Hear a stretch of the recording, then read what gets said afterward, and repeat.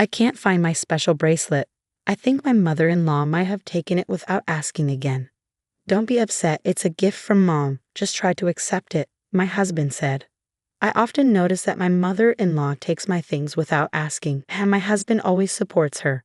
I feel frustrated because he doesn't stand up for me. It's tough for me. Then something terrible happened. Someone stole my husband's favorite fancy car. I know who did it. My name is Emma, and I'm 28 years old. My happy life with my husband, Ethan, started to fall apart about a year after we got married. We both have jobs, but I finish work earlier, so I go home and start making dinner. That day, while waiting for my husband to come home, he surprised me with some big news. Mom's coming to stay with us from next week onwards. Wait, really? She's staying overnight? I couldn't believe it. My husband let out a big sigh. No, she's not just staying overnight. She's moving in. Moving in? Like living with us? I asked, trying to understand. Yeah, exactly. Since Dad passed away, Mom's been on her own. She's getting older, and it's tough for her, my husband explained. Wait a minute. You can't just decide this without talking to me. We have our own lives too. Can't you give me some time to think about it? I pleaded. But my husband just smiled and shrugged it off. It's okay, Mom wants to feel safe. She just wants to stay with us. I understand she might feel lonely and scared, but you made this big decision without asking me. Couldn't you have at least talked to me about it? Why do I have to tell you everything? She's my mom, he argued back. That's exactly it. She's your mom, not mine. I have to change everything because of this. What are you so upset about anyway? It's decided. Just deal with it, I argued back. Wait, I called out, but my husband ignored me and left the room, leaving me feeling frustrated. How could he decide we're all going to live together without even talking to me about it? I still have to adjust, no matter what. Ethan doesn't help out around the house and acts like it's no big deal because she's his mom. We've tried talking about it, but he just says, it's done, and shuts down the conversation. As expected, the next week, his mom, my mother-in-law, showed up at our house like it was planned. If she was a normal person, I wouldn't mind living together, but every time I see her, she says mean things and treats me badly. That's why I avoid going to her house unless I have to. But now, suddenly, we're supposed to live together.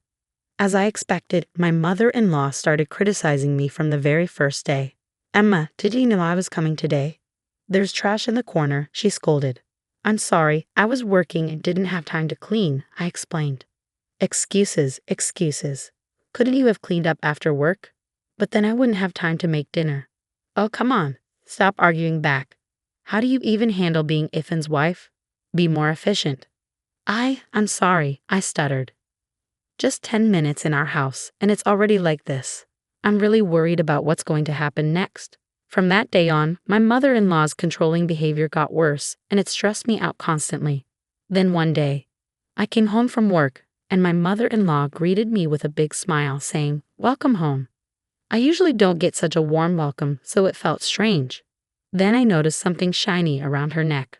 Wait, is that my necklace? It looked just like mine. Feeling uneasy, I hurried to my room and checked my jewelry box. My suspicion was right. I went straight to the living room and confronted my mother-in-law, who was sitting there calmly. That necklace, it's mine, isn't it? I accused. Oh, we finally noticed. It looks good on me, doesn't it? She replied shamelessly. What are you talking about? Stop using my things without asking. What's the big deal? It's not like it's going to disappear or anything. But that's not the issue here. Stop complaining and get dinner ready. Ethan will be home soon. Even while I was getting dinner ready, my mother-in-law kept interfering, making me more and more stressed. That night, I couldn't take it anymore and decided to talk to my husband. Hey, Ethan, can we talk? What's on your mind? Today I found your mother wearing my necklace without asking. Oh, so you're saying she went into my room, opened my jewelry box, and basically took it. Isn't that a bit of an exaggeration? How am I exaggerating? Come on, I'm sure Mom didn't mean any harm. I felt angry that my husband was taking his mother's side. Trying to stay calm, I continued to explain. So you're saying it's fine to just go into someone's room without asking and take their things? A normal person would at least apologize. Well, Mom probably just saw something she liked and took it. But that's not the point, Ethan. You need to talk to her. What? Me? Your mother disrespects me. Telling her off won't do anything, so you, her son, need to do it. Okay, fine. I'll handle it, all right. Despite my insistence, it seemed my husband forgot about it by the next day. I shot him a few angry looks, but he never confronted his mother. Since then, my mother-in-law started using my things without asking, basically borrowing them without permission. No matter how much I complained, she didn't listen. And since there are no locks on the doors in this house, telling her off would be pointless unless she changes her ways. If this keeps happening, I'll end up losing my belongings. I have to stop my mother-in-law's behavior. I need to come up with some sort of plan. Then, one day, something happened that I absolutely couldn't forgive. It's missing. How could this happen? Today, I had plans to meet up with a friend and wanted to wear my late mother's bracelet for the occasion. It's a precious item, so I never keep it in the jewelry box. Instead, it's hidden deep in my desk drawer. And yet, it's gone. The only person who could have taken it is my mother-in-law. When I confront her firmly, she casually admits to taking it. Of that bracelet, I just borrowed it. Then give it back right now. I need it. I can't do that. Why not? Because I sold it. What? You stole it? Is this some kind of joke? Who steals someone else's stuff? Though shaken, I stood my ground. Stop kidding around. Give it back now. I'm not kidding, by the way. Most of the things I've borrowed from you, I sold those too. What? What were you thinking? As I argued with my mother-in-law, my husband Ethan, who had just woken up, joined us. Ethan, listen to this. Quickly, I explained the situation. Your mom sold my bracelet, the one that belonged to my late mom. Plus, she's been selling off most of the things she's borrowed from me without asking. Mom, is this true? Faced with the question, my mother-in-law stuck out her tongue in a teasing way. I'm on a fixed income, you know. I don't want to be a burden, but I can't make ends meet without a little extra cash. You've got to be joking. Who gave you the right? Don't get so upset. I didn't mean any harm. If you meant no harm, you wouldn't be selling and taking other people's things. That's because, but I interrupted her. Where did you sell it? Get it back right now. Just then, my husband yelled, enough is enough. He wasn't looking at his mom, though. He was glaring at me. Confused, I asked him, why are you yelling at me, Ethan? Your mom took my bracelet without asking. Be quiet. I did it for Mom. Stop complaining. For Mom? Seriously. Why should I give up my precious things for her? Because it makes Mom happy. She's your mother-in-law. Show some respect. Just do as you're told. I couldn't handle it anymore. Not his mom stealing from me and not Ethan taking her side. I couldn't live like this anymore. Driven by growing anger, I shouted, that's it. If you won't give it back, let's get a divorce. Stop joking about divorce. I'm not joking. I'm serious. Fine, whatever. I'll get the divorce papers today. Fine, if that's what you want, I'm okay with it. As we argued, I noticed a satisfied look on his mom's face. She never liked me. Her real goal was probably to get rid of me and have this house to herself and her son. That night, my husband came home with divorce papers filled out. After signing them, I started packing. I decided to wait for the right moment to leave.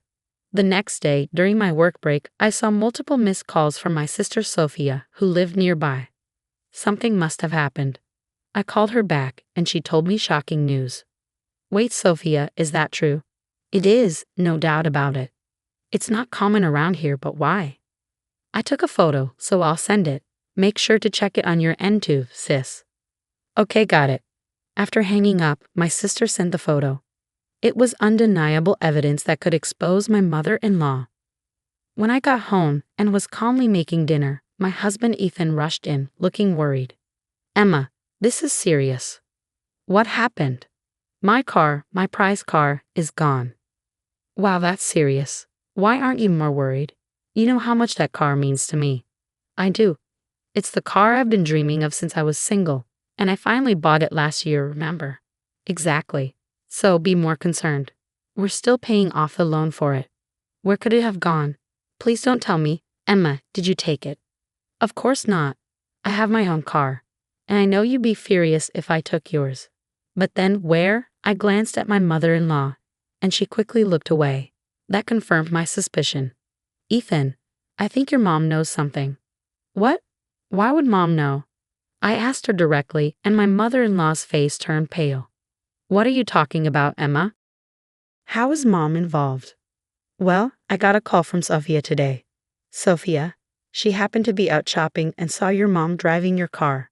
What? That car is pretty unique, being a foreign model and blue. It's quite noticeable around here. Sophia even recognized the license plate. Wait, what's happening here, Ethan?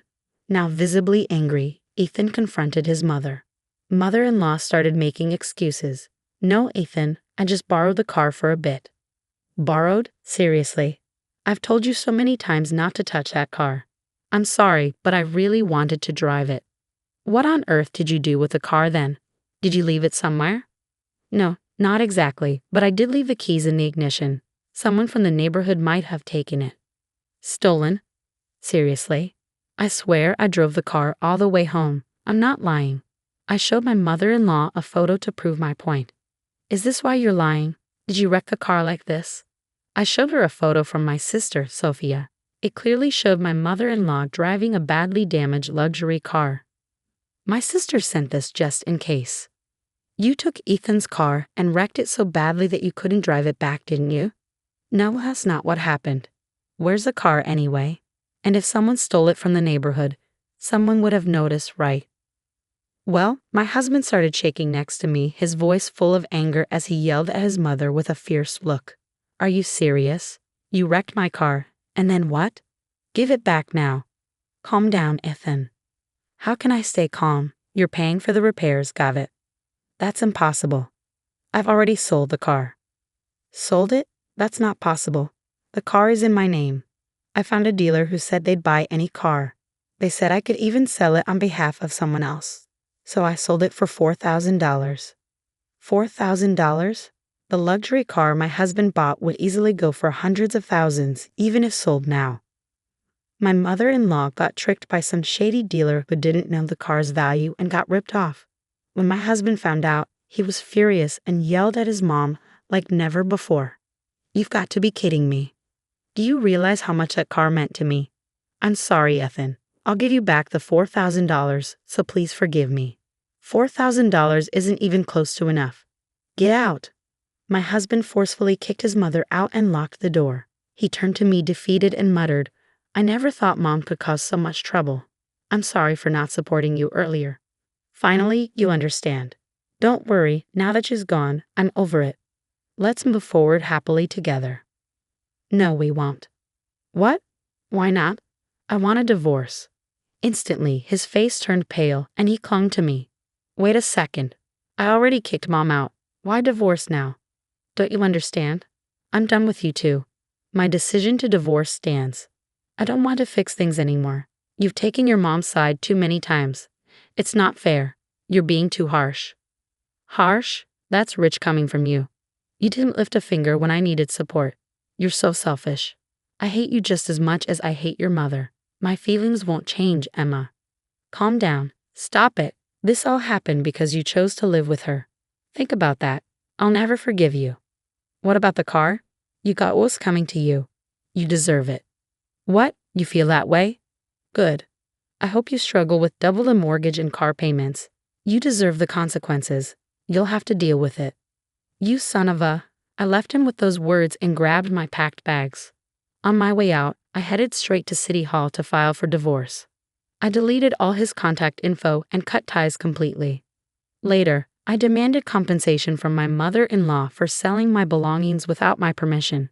She reluctantly started working. With demands for car payments from her son, she's likely working for the rest of her life. My husband is left with house and car loans, and his life has changed significantly. He no longer goes on stress-relieving drives, spending his days off confined to the house. A hopeless case, both mother and son. Karma's a real thing, serves you right. After all this, I moved to an apartment near my workplace. Now that I'm single again, I have more financial freedom, and life is much more peaceful. Since it's my day off, maybe I'll take a drive to the beach today. This is what freedom feels like. I plan to enjoy my new life to the fullest.